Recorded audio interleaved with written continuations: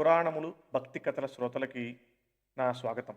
ఈ పాడ్కాస్ట్‌లో మనం మొదటిగా కార్తీక మహాపురాణమును నిత్య పారాయణ గ్రంథంగా చెప్పుకుందాము. అందులో ఉన్న భక్తి కథలను కూడా చెప్పుకుందాము. ఈ సీజన్ మొత్తం 30 రోజులు అంటే మన కార్తీక మాసం పొడవునా 30 రోజుల పాటు నిత్య పారాయణంగా సంపూర్ణ కార్తీక మహాపురాణాన్ని వినిపిస్తాను. సంపూర్ణ కార్తీక మహాపురాణం నిత్య పారాయణ గ్రంథము మొదటి రోజు పారాయణం. శ్రీ విఘ్నేశ్వర ప్రార్థన. శుక్లాం వరదరం విష్ణుం శశివర్ణం చతుర్భుజం ప్రసన్నవదనం ధ్యాయేత్ సర్వవిఘ్నోపశాంతయే. శౌనకాదులకు సూతుడు కార్తీక పురాణాన్ని చెప్పుట. పూర్వం నైమిషారణ్యమునకు సూత మహర్షి రాగా ఆయనను శౌనకాది మునులు సత్కరించి సంతుష్టిని చేసి కైవల్యదాయకమైన కార్తీక మాస మహత్యమును వినిపించమని మమ్ములను ధన్యులు చేయమని ప్రార్థించారు. వారి కోరికను మన్నించి వ్యాస శిష్యుడైన సూతర్షి, శౌనకాదులారా, మా గురువుగారైన భగవాన్ వేదవ్యాస మహర్షుల వారు ఈ కార్తీక మహత్యాన్ని అష్టాదశ పురాణములోని స్కాంద పద్మ పురాణములన్నింటా కూడా వక్కానించి ఉన్నారు. ఋషిరాజైన శ్రీ వశిష్ఠుల వారిచే రాజర్షి అయిన జనకునకు స్కాంద పురాణంలోను, హేళా విలాస బాళామైన సత్యభామకు లీలామానుష విగ్రహ రూపుడైన శ్రీకృష్ణ పరమాత్మచే పద్మపురాణంలోను ఈ కార్తీక మహత్యమును సవిస్తరంగా చెప్పబడినది. మన అదృష్టం వలన నేటి నుంచే కార్తీక మాసం ప్రారంభం కావున ప్రతిరోజు నిత్య పారాయణముగా ఈ మాసమంతా కార్తీక పురాణ శ్రవణం చేసుకుందాము.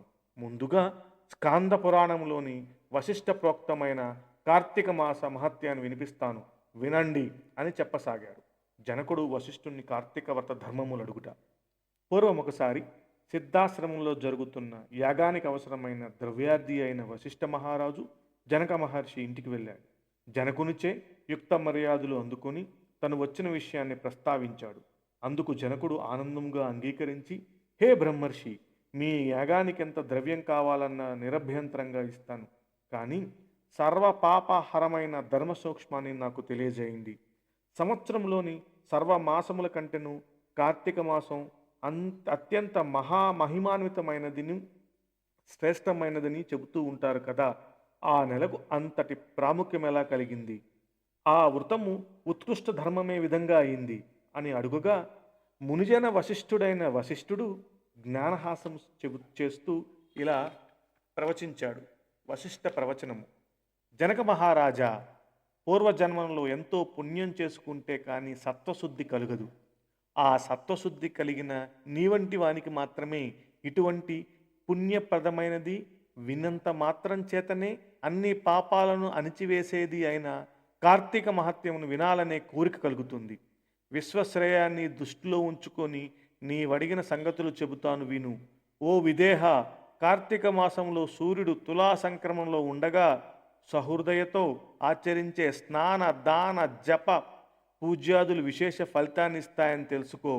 ఈ కార్తీక వ్రతాన్ని తులా సంక్రమగాదిగా కానీ శుద్ధ పాడ్యమి నుంచి కానీ ప్రారంభించాలి. శ్లోకం. సర్వపాపహరం పుణ్యం వ్రతం కార్తీక సంభవం నిర్విఘ్నం కురుమే దేవ దామోదర నమోస్తుతే.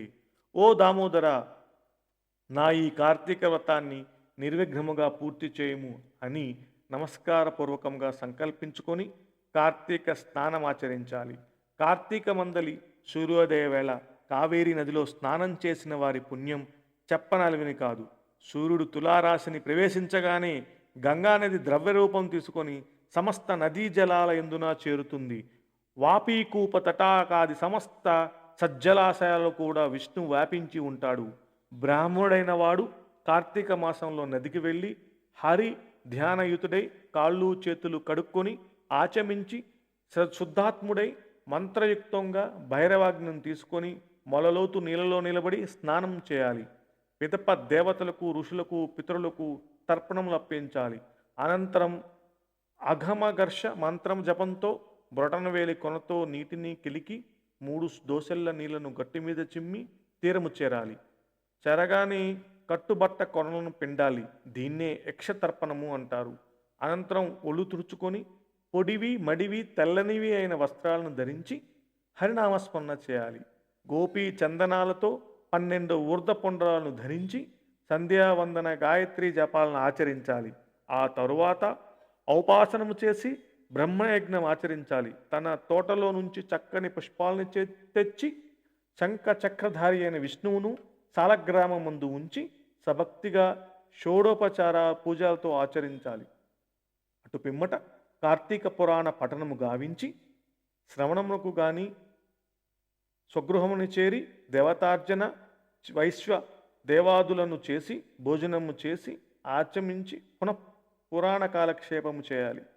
సాయంకాలం కాగానే ఇతర వ్యాపారాలన్నింటినీ నిర్వహించుకొని శివాలయంలో కానీ విష్ణు ఆలయంలో కానీ యథాశక్తి దీపాలను పెట్టి అక్కడి స్వామిని ఆరాధించి భక్ష్య భోజ్యాదులను సేవించి శుద్ధ వాక్కులతో హరిని స్తుతించి నమస్కరించుకోవాలి.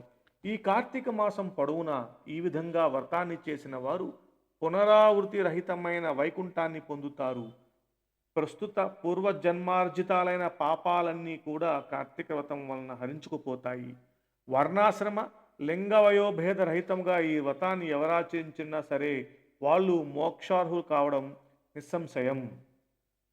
జనకరాజా తనకు తానుగా ఈ వ్రతాన్ని ఆచరించలేకపోయినా ఇతరులు చేస్తుండగా చూసి అసూయారహితుడై ఆనందించిన వానికి ఆ రోజు చేసిన పాపాలన్నీ విష్ణు కృపాగ్నిలో ఆహుతైపోతాయి. ద్వితీయోధ్యాయము కార్తీక సోమవార వ్రతము.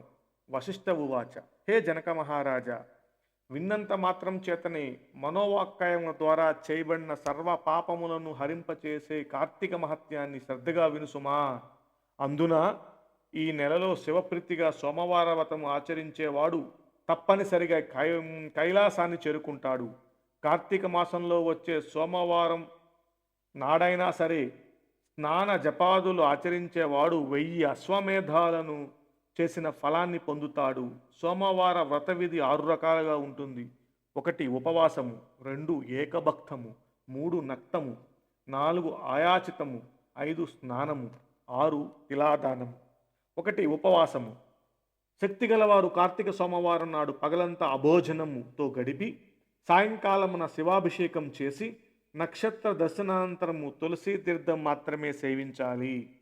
ఏకభక్తము.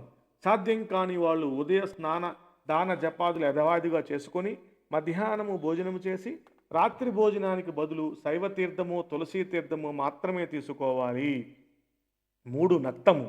పగలంతా ఉపసించి రాత్రి నక్షత్ర దర్శనం తర్వాత భోజనముకు కానీ తీర్థమో కానీ తీసుకోవాలి. 4 అయాచితము. భోజనానికే తాను ప్రయత్నించకుండా ఎవరైనా వారికి వారుగా పిలిచి పెడితే మాత్రమే భోజనం చేయడము అయాచితము. 5 స్నానము. పైన వేటికి శక్తి లేని వాళ్ళు సమంత్రక స్నాన జపాదులు చేసినప్పటికీ చాలును. 6 తిలాదానము.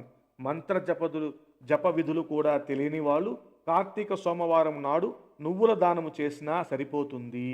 నక్తమనగా పగలంతా ఉపసించి రాత్రి నక్షత్ర దర్శనం తర్వాత భోజనము కానీ ఉపాహారము కానీ స్వీకరించాలి. ఇవి నక్తములు. సాధ్యమైతే మీరు ఉండడానికి ట్రై చేయండి.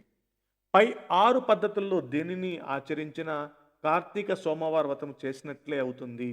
కానీ తెలుసుండి కూడా ఏ ఒక్క దానిని ఆచరించిన వాళ్ళు 8 యుగాల పాటు కుంభీపాక రౌరకాది నరకాలని పొందుతారని హర్షవాక్యము. ఈ వ్రతాచరణం వలన అనాథలు స్త్రీలు కూడా విష్ణు సాయుధ్యాన్ని పొందుతారు. కార్తీక మాసంలో వచ్చే ప్రతి సోమవారం నాడు కూడా పగలు ఉపవసించి రాత్రి నక్షత్ర దశమంత్రం మాత్రమే భోజనం చేస్తూ ఆ రోజంతా భగవద్ధ్యానములో గడిపే వాళ్ళు తప్పనిసరిగా శివ సాయుధ్యాన్ని పొందుతారు. సోమవార వ్రతాన్ని చేసేవాళ్ళు నమక చమక సహిత శివాభిషేకము చేయుట ప్రధానమని తెలుసుకోవాలి.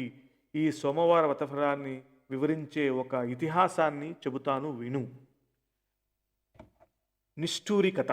పూర్వం ఒకానొక బ్రాహ్మణునికి నిష్ఠూరి అనే కూతురు ఉండేది. పుష్టిగాను అందంగాను అత్యంత విలాసంగాను ఉండే ఈమెకు గుణాలు మాత్రం శిష్టమైనవి అబ్బలేదు. దుష్టగుణ భూయిష్టమైన గయ్యాలిగాను కాముకురలుగాను చతురించే ఆ నిష్ఠూరి ఆమె గుణాల రీత్యా కర్కశ అని కూడా పిలుస్తూ ఉండేవారు.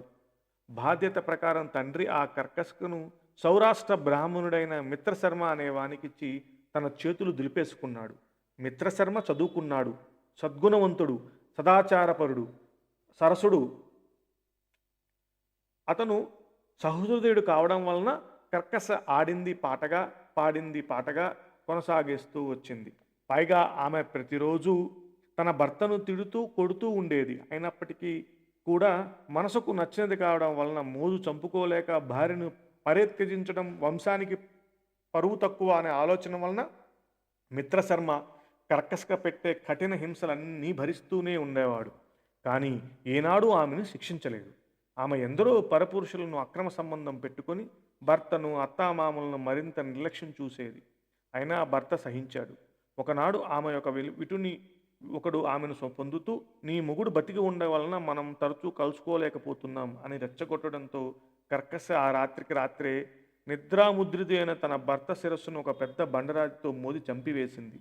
ఆ శవాన్ని తానే మోసుకొని పోయి ఒక పాడుబడిన నూతిలో విసిరివేసింది. ఇదంతా గమనించినప్పటికీ కూడా ఆమె విటుల బలం ఎక్కువ కావడం చేత అత్తమామలు ఆమెనేమి అనలేక తామే విల్లు విడిచి వెళ్ళిపోయారు.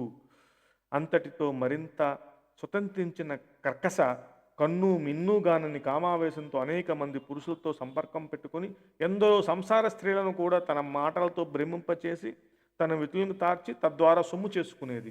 కాలం గడిచింది, బలం తగ్గింది, యవ్వనం తొలగింది, శరీరంలోని రక్తం పల్చబడటంతో కర్కశగా జబ్బు పడింది.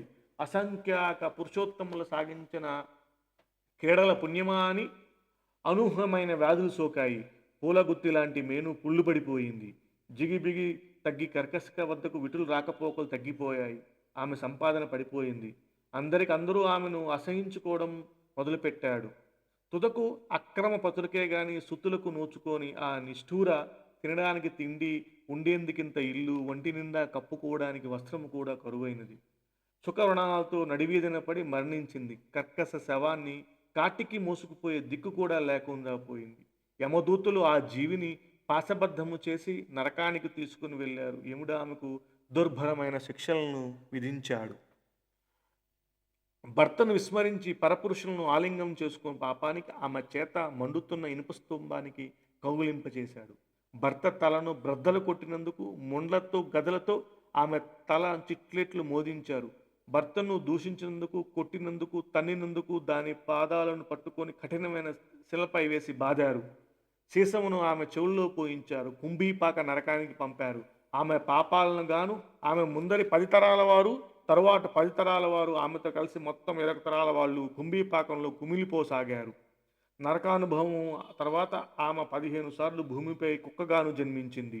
15వసారి పర్యాయము కళింగ దేశములో కుక్కగా పుట్టి ఒకానొక బ్రాహ్మణ గుహంలో ఉంటూ ఉండేది.